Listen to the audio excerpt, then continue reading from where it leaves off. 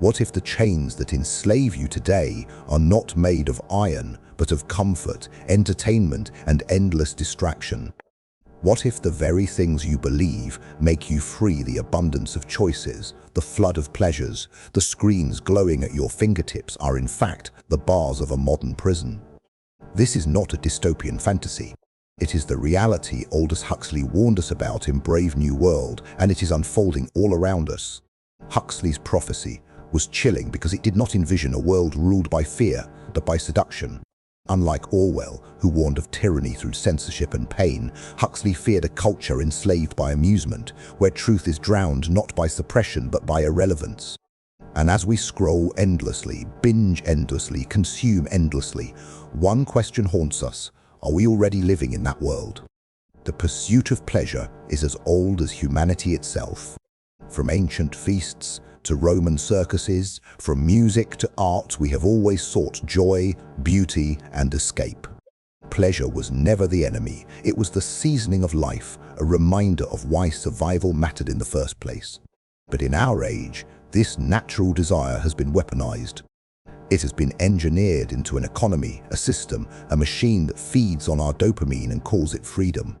Pleasure has been taken out of the realm of the sacred and transformed into a commodity, one that can be packaged, sold, and consumed endlessly. Think of it. Pleasure used to be rare, seasonal, a reward for patience. Sugar was once a luxury, music, an event, intimacy, something sacred and deeply human. Today, with a swipe, a click, a tap, we drown ourselves in limitless stimulation, and yet we are more restless, more anxious, and more empty than ever before. Huxley saw this coming. He feared a future where people would not rebel against their chains because they would come to love them.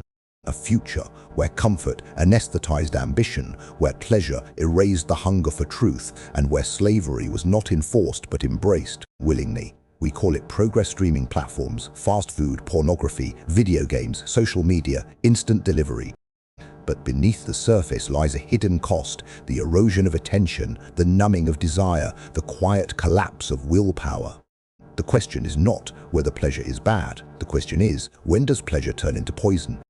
In psychology, this paradox is called the hedonic treadmill. The more pleasure we consume, the less joy it brings, forcing us to chase more, faster, stronger doses of stimulation just to feel alive.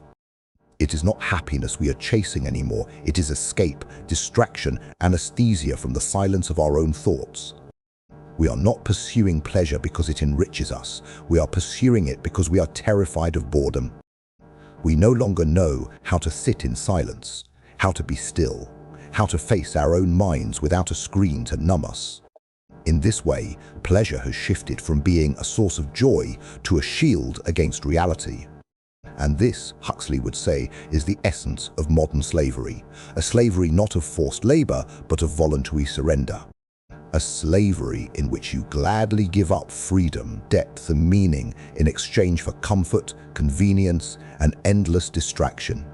But why does pleasure enslave us? Because pleasure, unlike pain, deceives us into thinking we are in control. You can feel oppressed by suffering, but you rarely feel enslaved by pleasure until it is too late. Neuroscience tells us that dopamine, the brain's reward chemical, was never designed for constant bombardment. It evolved as a survival signal, pushing us to seek food, shelter, connection, reproduction, things essential for life. But when corporations, industries, and algorithms learned to hack dopamine, the ancient compass of survival became a leash of control. That is why we binge shows till dawn, our desires end, and programming begins. This is not indulgence, this is engineering, deliberate, profitable engineering of addiction, and the result, a society that confuses freedom with consumption. We measure life not by depth of thought, but by quantity of experiences, not by meaning, but by excitement, not by truth, but by novelty. We are drowning in what Huxley called a sea of irrelevance, where pleasure itself becomes the cage. Consider social media, a tool meant to connect us, but one that thrives on keeping us scrolling, endlessly hooked. Each swipe, each like, each notification is a hit of dopamine, training the brain like. And if so, how do we break free from a prison made not of fear, but of pleasure itself?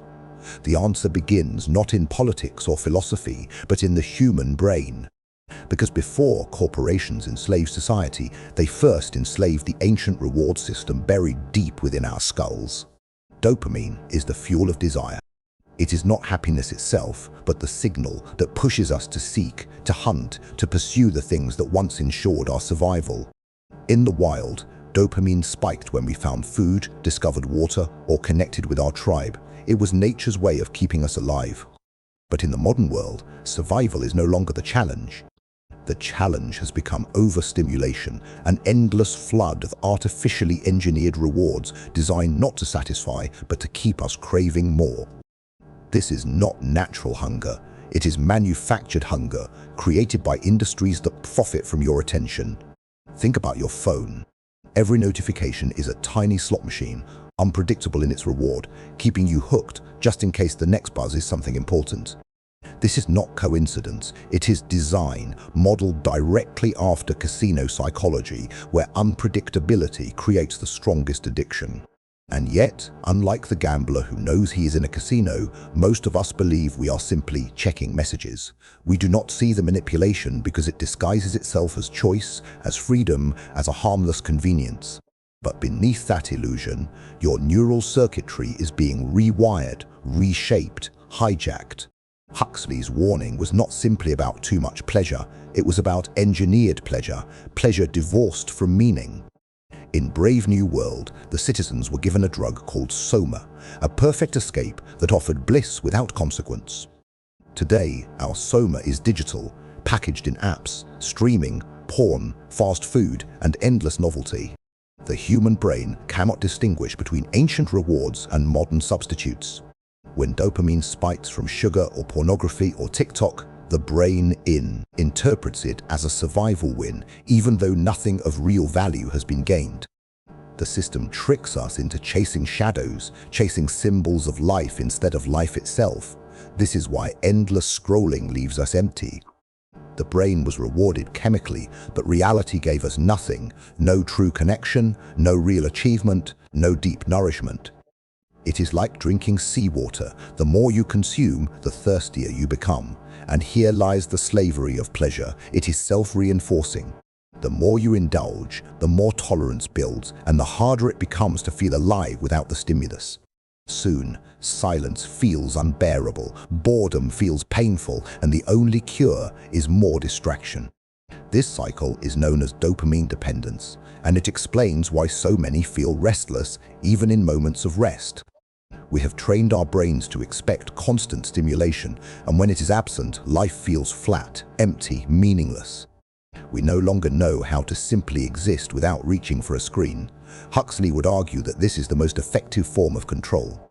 Because when people are restless, addicted, overstimulated, they no longer ask big questions. They no longer wonder about justice, truth, or meaning. They are too busy chasing their next fix of amusement.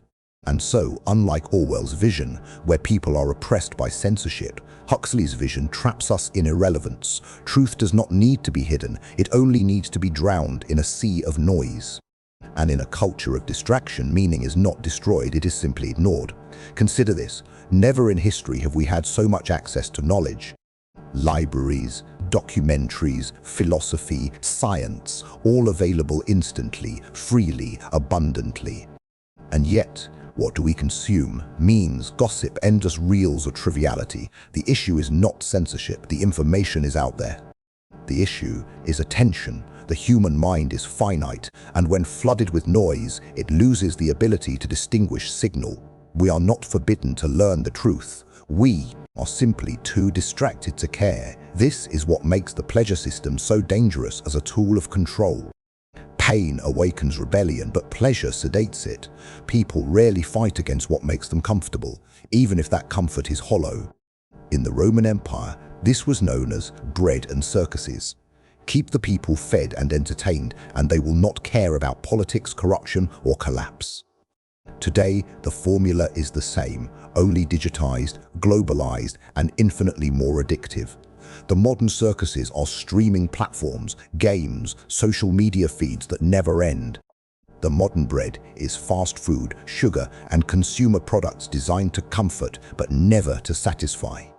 Together, they form a system where rebellion feels unnecessary because life feels good enough. But good enough is not freedom. Good enough is not meaning. Good enough is sedation, the quiet death of ambition, the silent erosion of spirit. To understand how deep this goes, let us return to the brain. Dopamine is not the only chemical at play. Endorphins, serotonin, oxytocin all regulate our sense of happiness. But unlike dopamine, which drives anticipation, true contentment comes from balance, from connection, from meaning.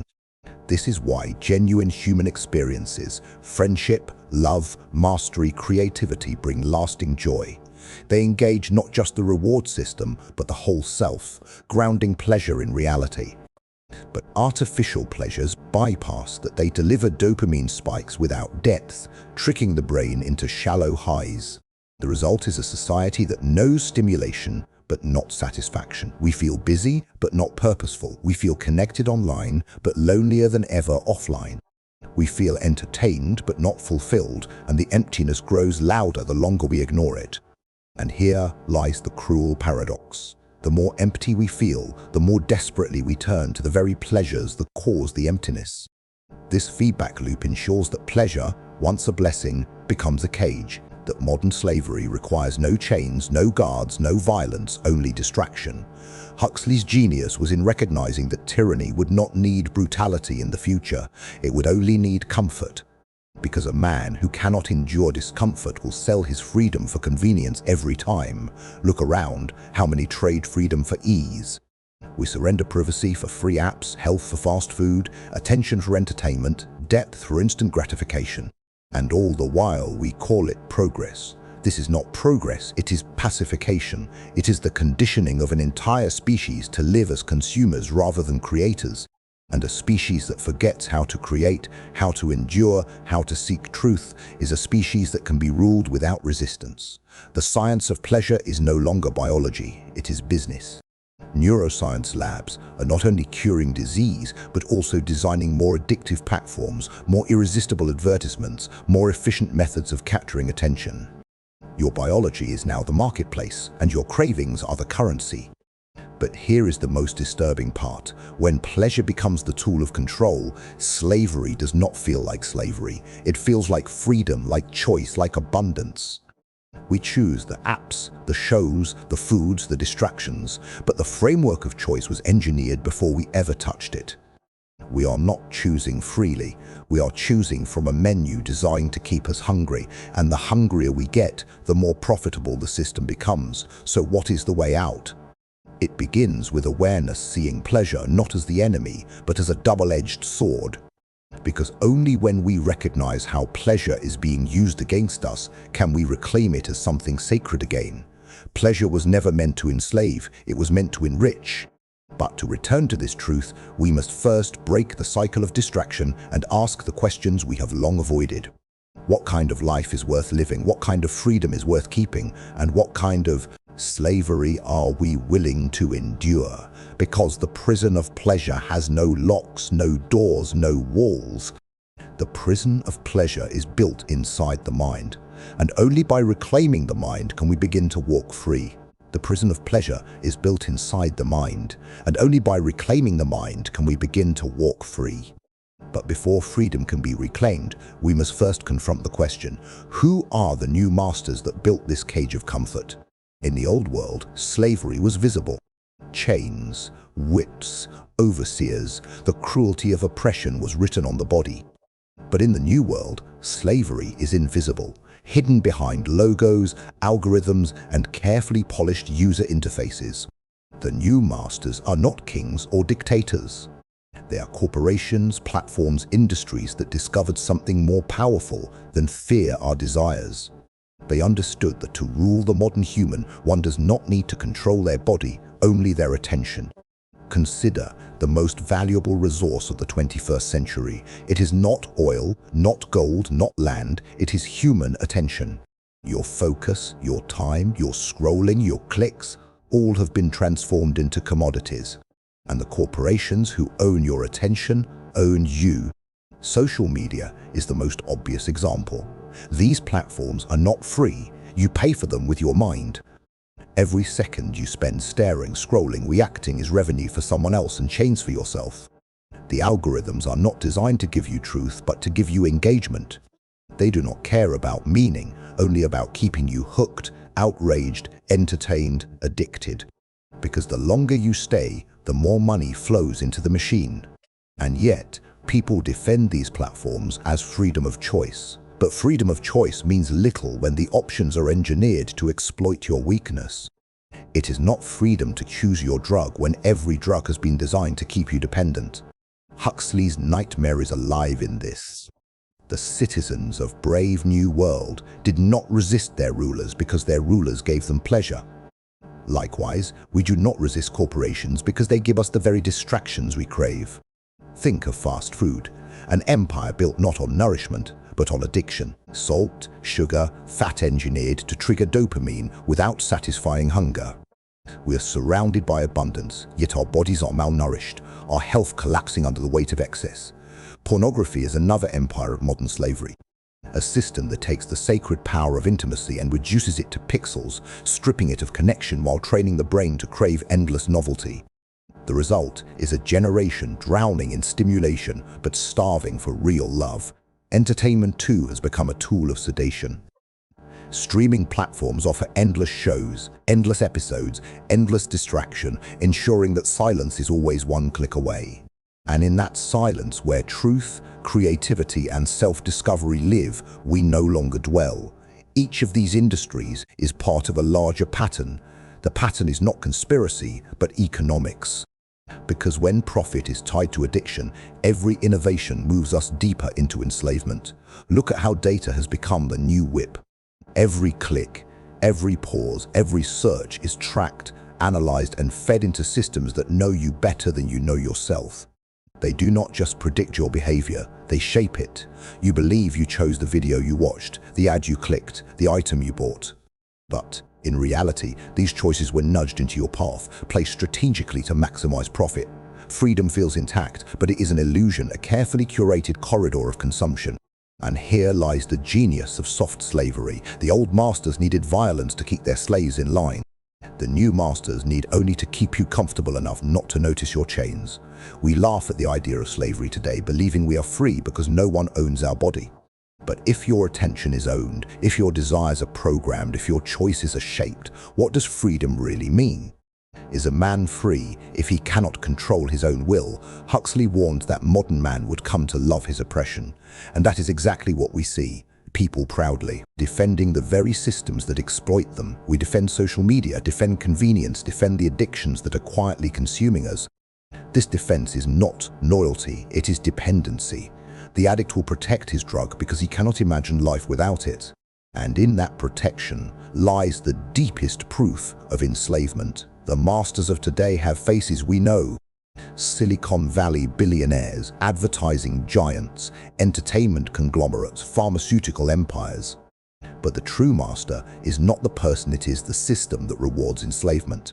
Capitalism, once a system of trade, has evolved into a system of manipulation. When growth becomes the only measure of success, addiction becomes the most profitable business model. And under this logic, every human weakness is a market waiting to be exploited. Lonely? There's an app for that. Hungry? There's a delivery button for that. Bored? There's an endless stream of videos, memes, and reels for that. But what if loneliness was not solved by apps, but by community? What if hunger was not solved by fast food, but by real food? What if boredom was not a disease, but an opportunity for creativity? These questions are dangerous because they reveal the truth. We do not need most of what enslaves us. But as long as we believe we do, the system remains unchallenged. Soft slavery thrives on one condition, that we never pause long enough to see it. Because once you see the cage, once you name it, once you recognize it, you can begin to resist. Awareness is the first rebellion. But awareness is difficult in a culture designed to bury you in distraction. Every free moment is filled with noise, every silence interrupted, every pause monetized. We live in an economy that cannot afford for you to sit quietly and think. This is why Huxley's vision is more terrifying than Orwell's. Orwell imagined chains you could fight against, censors you could resist, oppressors you could overthrow. Huxley imagined chains you would never want to break, because they were made of pleasure. So who is to blame? The corporations, the governments, the systems, or ourselves for willingly surrendering our attention? Perhaps the answer is all of them, intertwined in a cycle of exploitation and dependency. And yet, blame alone is not enough. The deeper question is, how do we reclaim agency in a world designed to steal it? How do we step outside the system without retreating into caves and abandoning modern life entirely? The solution is not awareness over mindlessness. By choosing discipline over indulgence, by choosing meaning over distraction. Do this, and you begin to live not as a slave, but as a sovereign being. Do this, and you reject the shallow paradise of pleasure for the deeper freedom of truth. Do this, and you prove that Huxley's prophecy does not have to be the final word. The world will still tempt you,